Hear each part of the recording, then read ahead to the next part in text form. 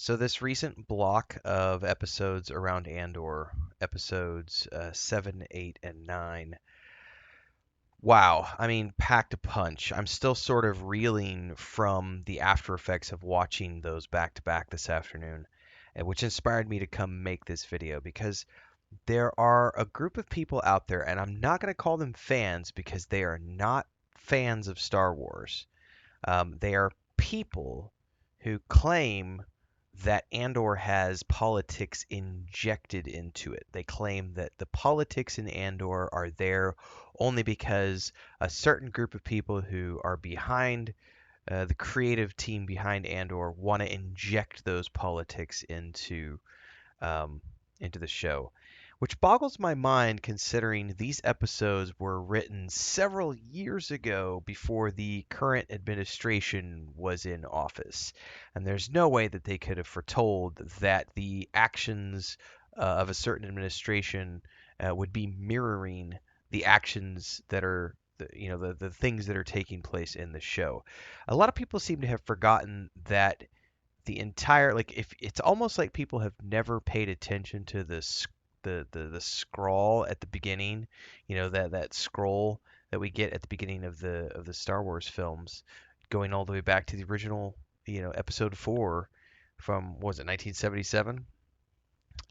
Everything is about the rebellion against the Empire, and we are presented with this regime all the way back then, and then over time, as George Lucas refined his idea of what the Empire was, it became an even greater threat, a bigger threat.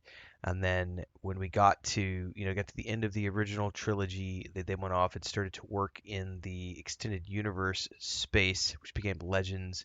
That further, clarified ideas, and then flashing forward to the prequel trilogy, which starts off about, obviously it's the story of Darth Vader, but the very beginning of that film was all about the trade war and a blockade and this corrupt senator who is willing to do anything he can to take absolute power and control. And there's that line in when Padme says, I believe it's in Revenge of the Sith, so this is how democracy dies, with thunderous applause, Um, And when Mon Mothma gave her speech in the Senate in episode 9 of season 2 of Andor today, and she gave that quote, and I'm going to look at my notebook. The death of truth is the ultimate victory of evil.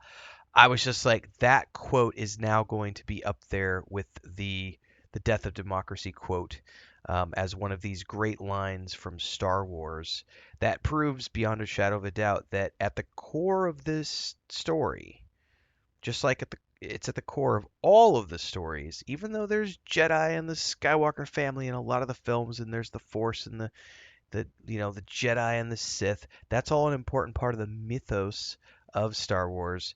It is still at its core a story about the corruption of this empire that got taken over by a dictator who then went off on this rampage of killing people, the Jedi, genocide on planets, um, like we saw in episode 8 today, um, which was just so horrific in the way it was portrayed.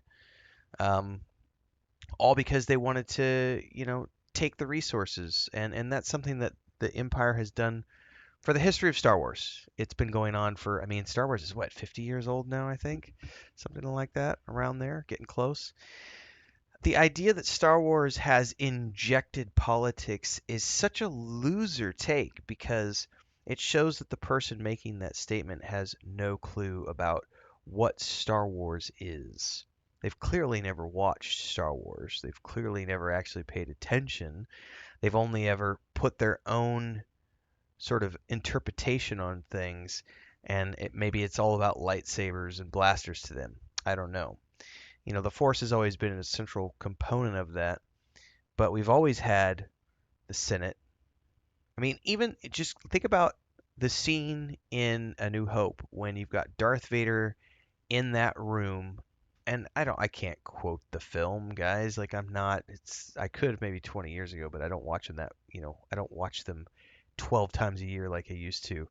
But there's that scene when Darth Vader force chokes the guy, right, in the Death Star in A New Hope, and it's literally them sitting around a table talking about how the Emperor has just dissolved the Senate and is basically taken over completely, and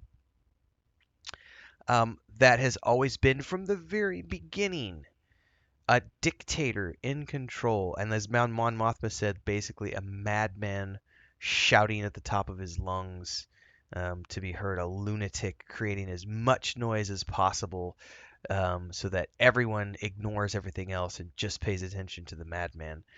Um, Powerful, powerful stuff.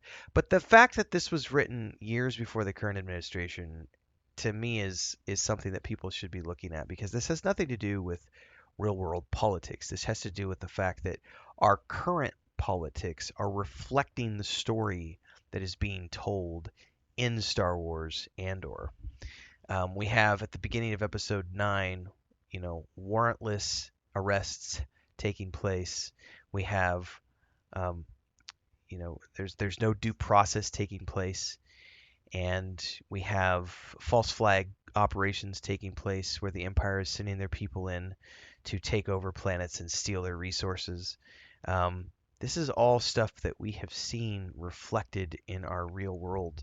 And I see so many comments. I've got a video over on Instagram. One of my shorts has been going viral the past couple of days, and I see so many comments from people who are saying things like, I don't want to have more war and politics in my Star Wars. I watch Star Wars to escape from the real world. And I was like, if you think, I mean, the fact that it has wars in the title should be an indicator. And I think that's something that the actual official Star Wars social media accounts retweeted or put out there was it's got wars in the title. Like, quick commercial break, everyone, to celebrate and give thanks to all of these amazing people who keep me on the air full time. Really appreciate the support. All you got to do is join as a member. You get access to private videos. You can also do super thanks on any upload or super chats and stickers on any live stream or premiere you see. And beyond that, don't forget we're multi-streaming over on Twitch now, so you can support over there as well. Thanks so much to everybody. Let's get back to the video at hand.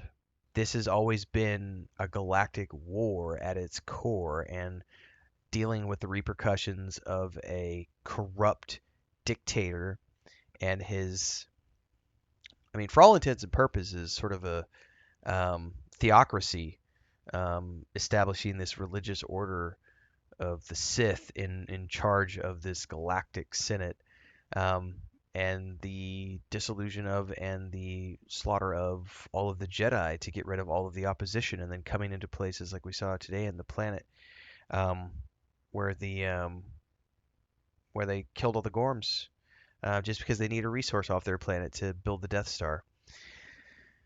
Um, I love all Star Wars equally. I think that some Star Wars is better than other Star Wars, but I do love the entirety of Star Wars, from the George Lucas films to the Disney films to the comic books, the novels, the board games, the tabletop games, the computer games, the console games, all of it. This season of Andor, like the first season of Andor was good. Like especially like the prison arc was exceptionally well done.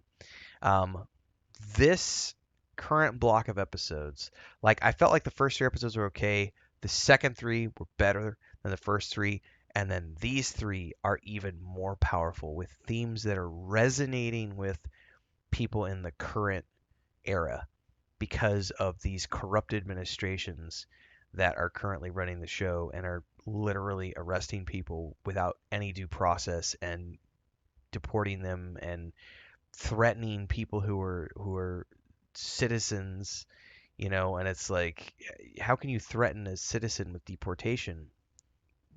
We just literally saw that happen in episode 9 here, where they're arresting the senator from Gamora, and like the Gorm senator, like, and he's yelling like, help, somebody help, and no one's doing anything because everybody's too scared.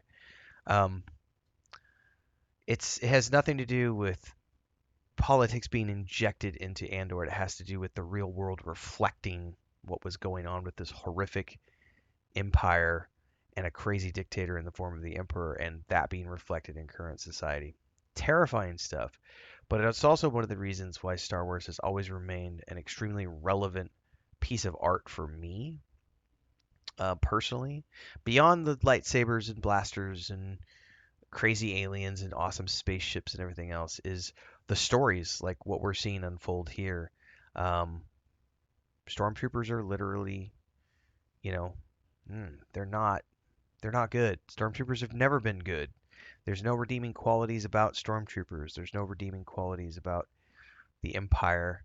There may be individuals within the Empire who are worth redeeming, but the Empire itself and the dictator who runs it is something that should terrify all of us, whether it's in the universe far, far away, in a galaxy far, far away, or in the world that we live in. This is some of the best Star Wars I've seen in years, and I cannot wait for the final 3 episodes. And then I'm gonna go rewatch the entire first 2 seasons with my wife, who has never seen the show, and then we're gonna go watch Rogue One. And I look forward to sharing that journey with everybody. So thanks for those of you who've been following along with the reviews of the episodes. I'll catch everybody in the next one. Stay safe out there. May the Force be with you.